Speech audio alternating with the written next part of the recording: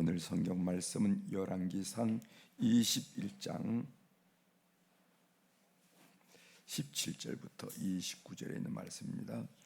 열왕기상 21장 17절부터 마지막 절 29절에 있는 말씀이에요.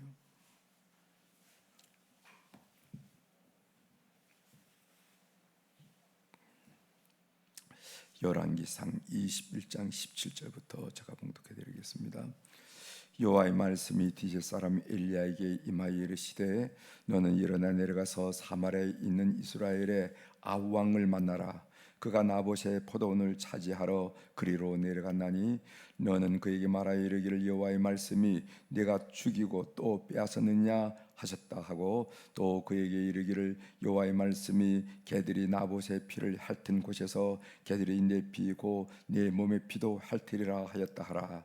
아합이 엘리야에게 이르되 내 대적자여 네가 나를 찾았느냐 대답하되 내가 찾았노라. 내가 내 자신을 팔아 여호와 보시기에 악을 행하였으므로 여호와의 말씀이 내가 재앙을 내게 내려 너를 쓸어버리되 네게 속한 남자는 이스라엘 가운데 매인자나 노인자를 다 멸할 것이요 또 네 집이 느밧의 아들 여로보암의 집처럼 되게 하고 아히야의 아들 바사의 집처럼 되게 하리니 이는 내가 나를 노하게 하고 이스라엘이 범죄하게 한 까닭이니라 하셨고 이스벨에게 대하여도 여호와께서 말씀하여 이르시되 개들이 이스라엘 성읍 곁에서 이스벨을 먹을지라.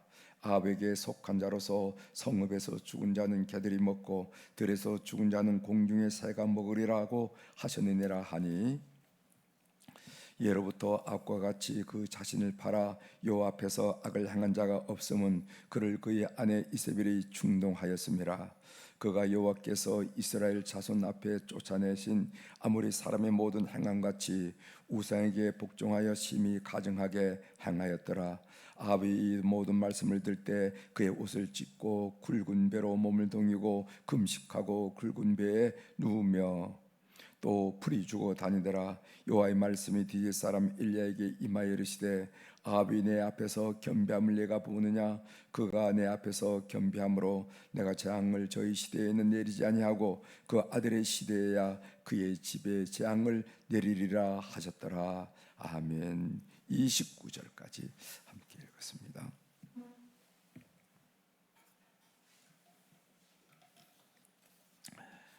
오늘 우리가 읽은 열왕기상 21장 17절에서 끝절에 있는 말씀을 중심으로 주제를 이주민 탈북자는 교회가 돌보아야 할 나그네입니다. 이런 말씀을 좀 같이 드리려고 합니다. 오늘 먼저 이 본문의 배경을 여러분들에게 먼저 좀 말씀을 드려야 여러분이 본문을 이해하기 쉬울 것 같아요.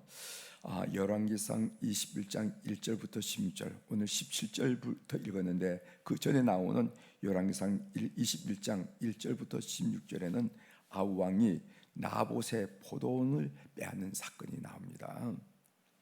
나봇의 포도원 사건은 여러분이 잘 아는 내용이지만은 오늘 본문을 좀 이해하기 위해서 그 내용을 좀 정리해 봅니다. 아합 왕은 사마리아 왕궁 가까이에 있는 이 사마리아 왕궁은 이스라엘에 있는 겨울궁, 북이스라엘 왕국의 겨울궁입니다. 옛날에는 궁전을 여름궁, 겨울궁 이렇게 했죠. 겨울궁은 좀 따뜻한 곳에, 그리고 여름궁은 좀 시원한 곳에 궁궐을 놓고 왕들이 왔다 갔다 하면서 지세를 한 걸로 알고 있는데 이 사마리아 왕궁은 바로 이스라엘에 있는 북이스라엘 왕국의 겨울궁이었습니다. 이 사마리아 왕궁 가까이 있는 나봇의 포도원을 차지하고 싶어 했어요. 아합 왕은 나봇에게 포도원을 양도해 주면은 두 가지 제안을 했습니다. 하나는 다른 포도원을 대토해 주거나 또 다른 하나는 포도원 값을 충분히 보상해 주겠노라 이렇게 얘기했습니다. 오늘 우리의 시각으로 보면은 아무 문제가 없는 제안인 것 같아요. 뭐가 문제겠습니까? 원하면 대토도 해주고 원하면 돈도 주겠다는데 뭐가 문제겠습니다? 문제가 있어요.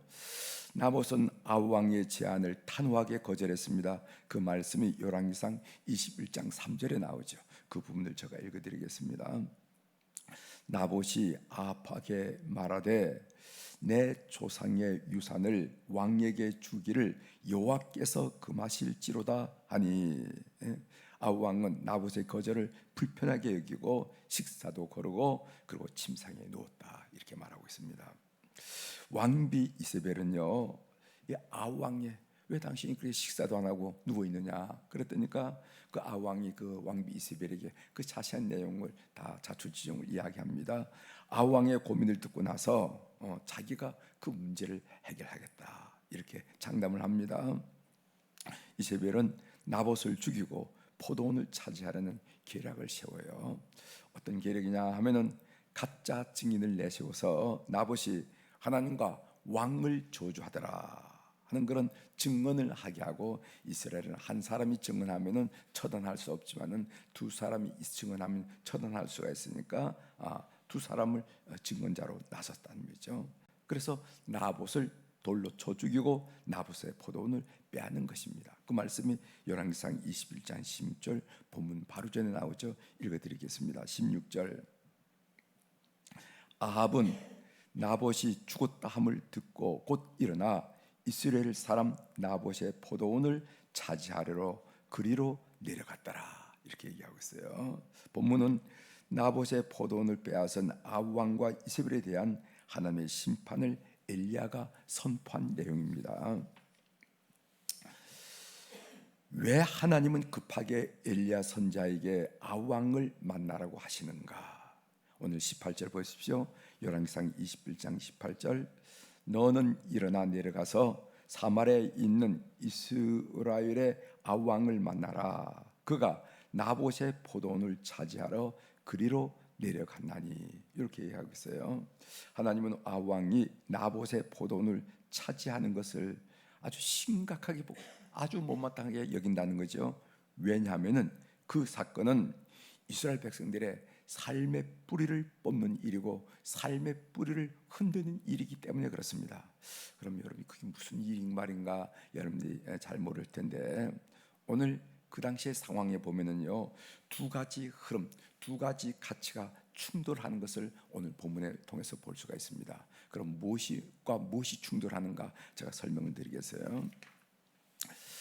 원래 토지는 하나님의 것으로서 이스라엘 백성이 가나안 땅을 점령할 때 하나님이 지파별로 또 지파 안에서 가정별로 분배해 준 것입니다. 이것을 우리가 가나안 점령 전쟁 또는 토지 분배 이렇게 이야기하고 있죠. 토지 분배.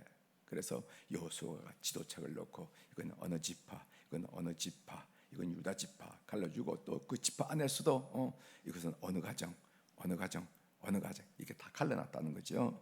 설령 삶이 흔들고 분배받은 땅을 판다 할지라도, 그러니까 우리가 살다 보면 병이 들 수도 있고 뭐 여러 가지 사건들이 있을 수 있으니까 그 땅밖에 옛날에는 재산이 없으니까 그 땅을 판다 이 말이죠. 설령 삶이 힘들어 분배받은 땅을 판다 할지라도 그것은 희년까지의 사용권을 파는 것이지 소유권을 파는 것은 아닙니다. 그러니까 예를 들어서 이 땅이 있는데 희년이 언제나 희년은 주빌레 50년 7년씩 7년이 지난 다음 해 그걸 희년이라고 그러거든요. 그러니까 50년째 해를 희년이라고 그러는데 그때까지만 사용권을 파는 겁니다. 그러니까 계산해 보니까 희년이 7년 남았다. 예를 들어 7년 남았다. 그런데 여기에 밀이 몇 가마가 나오는가? 한 가마나 나온다. 그러니까 7 곱하기 한 가마에서 돈을 얼마를 주고 파느냐 하면은 사용권을 파느냐면은 소위 밀 7가마니 값을 받으면 되는 거예요. 그리고 희년이 되면 그건 원 소유자에게 돌아가도록 돼 있다는 거죠. 이 제도는 이스라엘 백성들의 삶의 뿌리입니다. 삶의 뿌리. 그러나 이 아합 왕은 이 토지 제도, 이스라엘의 삶의 뿌린 토지 제도를 무너뜨리려고 합니다. 그것이 바로 아합 왕이 나봇의 포도원을 소유하려는 욕심으로 드러난 거예요. 그러면은 아합 왕이 구태여 나봇의 포도원을 차지하려고 한 이유가 무엇입니까? 땅은 세상에 땅이 얼마나 많은데 그 나봇을 지적하고 그 포도원을 향해서 지목하고 그걸 빼앗으려고 하는 이유가 뭐냐? 아합 왕은 국가 경제 부흥을 위해서 국제 무역을 증진시키고 있었어요. 국제 무역. 그 당시 이스라엘은 어느 나라와 국제 무역을 많이 했느냐면은 이 두로가 누구냐면은 바로 이세벨이 그 아버지가 있는 나라가 두로잖아요. 그 두로와 국제 무역을 아주 송황리가 했는데 그 무역 품목 중에 뭐가 있냐면은 그 당시에 생각할 때 고부가 가치인 포도주가 있었어요. 포도주. 그러니까 포도주를 두로에다 팔면은 두로에서 다른 물건을 가져오고 이렇게 하면서 경제를 이렇게 활성화시키고 부흥을 시켰다 이 말이죠. 따라서 이 포도를 생산할 수 있는 대규모 포도 농장이 필요했습니다. 그래서 나봇의 포도를 차지하려고 지금 얘기하는 거예요. 나봇의 포돈 사건은 그 당시 두 가지 흐름의 충돌이었다는 것입니다. 왕과 권력자들은 대규모 포돈 농장을 만들기 위해서 혈안이 되었고, 왜? 그게 돈이 되니까.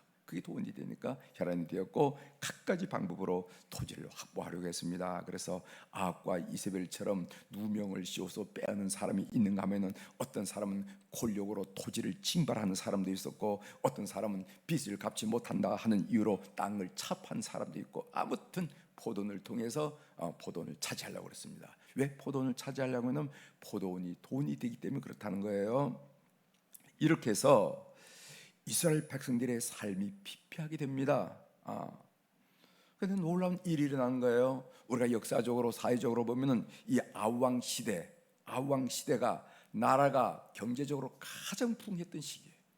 그 당시 나라는 경제적으로 부흥했는데 백성들은 점점점 어려워지는 이상한 사회 현상이 거기 일어나더라는 거예요. 그래서 여러분이 북이스라엘 왕국이 무너질 때 그 예언자들이 예언한 내용 여러분 잘 아시잖아요. 예언한 내용을 우리가 이제 예언서에서 공부하면 아는데 나라는 부흥하는데 왜 이런 예언이 나왔을까 의아하지 생각하지만은 그러나 나라는 경제에 부흥하지만은 그 나라 속에 살고 있는 백성들의 삶은 점점점 피폐해진다는 겁니다. 그 부가 누굴 차지하는가? 몇몇 소수의 왕과 권력자들이 차지하기 때문에 그렇다는 거예요. 이런 이유로 하나님은 급히 아우왕에게 엘리야를 보내신 것입니다. 엘리야 선자는 백성들의 삶에 뿌린 땅을 탈취하려는 왕에 대해서 하나님의 심판을 선언하고 그런 일이 반복되지 않도록 경고를 하는 것을 우리가 보게 됩니다. 그래서 이 나봇의 포돈 사건, 열왕기상 21장 사건은 그냥 재미있는 사건으로 끝난 것이 아니라 그 당시 시대 상황을 그냥 고스란히 노정하는 어떤 그런 충돌을 우리가 보면서 이런 일 때문에 하나님께서 이런 역사를 일으키나 하고 봐야 된다는 거죠. 구약 성경에 보면은요, 구약 성경에 끊임없는 가르침이 뭐냐면 고아 과부 나그네를 돌보라 하는 말씀이 신명기서에도 있고 계속해서 나옵니다. 그 전통을 이어서 여러분 초대 예루살렘 교회도 어떻게 했습니까? 여러분 그 사도행전 6장에 보면은 그 헬라파 과부, 히브리파 과부 이 돌보는 일 때문에 어려운 일이 생기기 여러분 사도행전에 보잖아요. 그 전통이 있다는 거죠. 왜 고아 과부와 나그네를 돌보라 이렇게 말하냐면은 그것은 그들은 이제나 저제나 사회적 약자이기 때문에 그렇습니다. 더더구나 예전은 그랬어요. 성경은 이런 사회적 약자를 보듬어서 더불어 살아가는 세상을 만들라고 하나님의 백성들에게 요구하고 있다는 것입니다.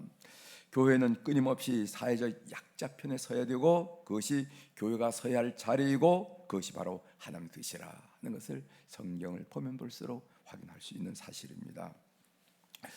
저는 우리 사회의 나그네인 이 탈북자 이주민에 대해서 많은 관심을 가지고 있어요. 그래서 다른 교회에서는 잘 볼 수 없는 우리가 탈북자를 위해서 북한 선교위원회가 하는데 매주 수요일마다 목사님 뭐 때문에 저렇게 기도하는지 여러분이 모를 정도로 복음 통일을 위한 기도를 하는데 이제 지난주가 318번째 복음 통일을 위한 기도를 하고 있습니다. 탈북자를 위해서 기도하고 있고 또 이주민에 대한 관심은 우리가 오래전부터 우리 교회 아랍 선교위원회라는 이런 위원회를 만들어서 거기다 선교자를 꼭 붙였어요.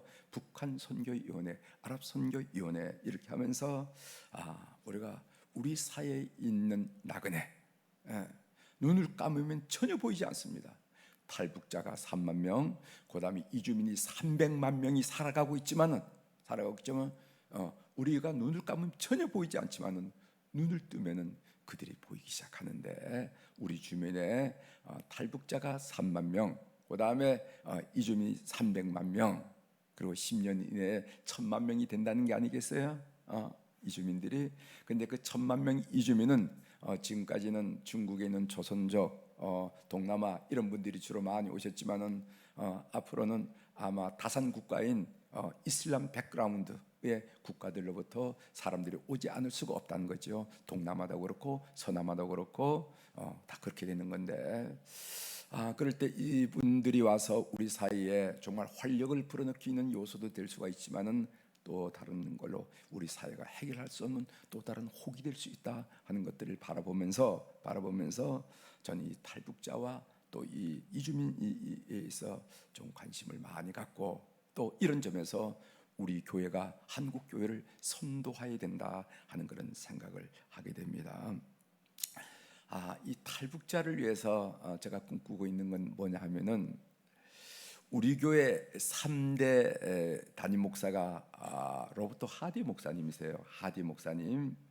이 하디 목사님이 1903년도에 원산 대붕 운동을 일으키고, 그것이 영향을 줘서 1907년 평양 대붕 운동을 일으켜서 그것이 100만 명 구령 운동으로 나가면서 한국 사회를 뒤집었던 그 사건이 있었잖아요. 그 단초 그 시발점이 원산 붕인데, 그 로버트 하디 목사님이 원산에서 부흥 운동을 일으킬 때 어느 교회를 중심으로 했냐면은 원산 제1감리교회를 중심으로 부흥 운동을 일으켰습니다. 그래서 저는 어떤 꿈을 꾸냐면은, 강원북도, 함경남도, 함경북도에서 탈북한 사람이 적지 않은데, 그런 사람들을 중심으로 원산 제1감리교회 재건교회를 우리가 세울 수 있지 않을까. 그래서 어느 날 하나님께서 통일을 주신다고 그런다면 그들이 거기 올라가서 하면 되니까, 이런 꿈들을 가지고 있는데, 하나님이 어떻게 역사할지는 잘 몰라요. 하나님이 어떻게 역사할지 전 기도하고 있고, 하나님이 어떤 식으로 역사하리라 이렇게 전 믿고 있습니다. 또 이 이주민, 이 나그네들을 위해서요, 그 아랍 선교를 위해서 정말 중요한 것은 뭐냐면 이 쉘터, 안식처입니다. 안식처.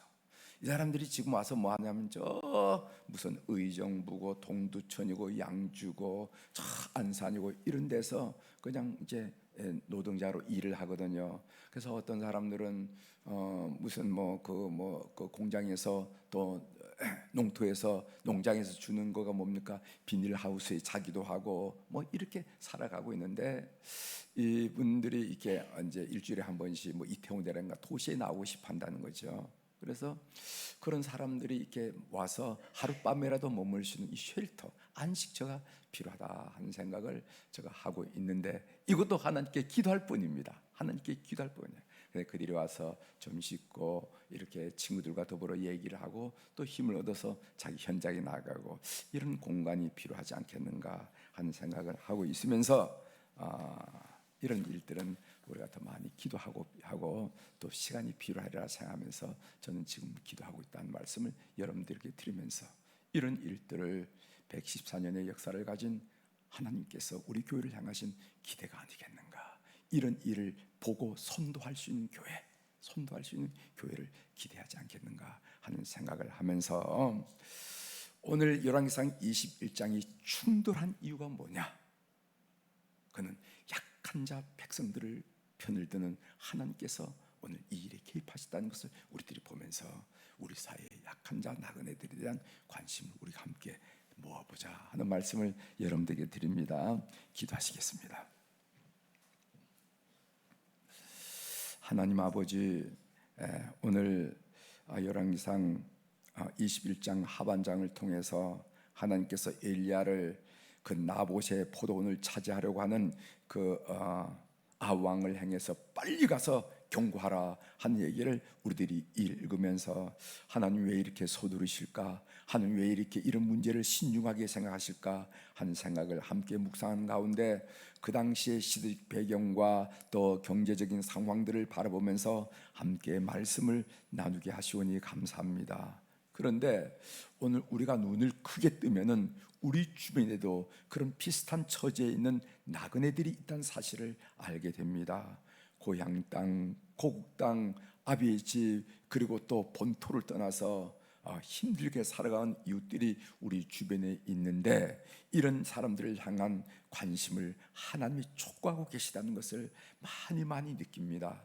하나님, 우리 교회 114년 역사를 이뤄나간 우리 교회가, 우리 한국교회, 특별히 한국감리교회가의 선도가 되어서 하나님 이런 일들에 관심을 가짐으로 우리 사회를 건강하게 만들고 더불어 함께 살아가는 아름다운 공동체 만드는 이 일에 우리가 쓰임받을 수 있도록 주님께서 은혜를 베풀어 주시옵소서.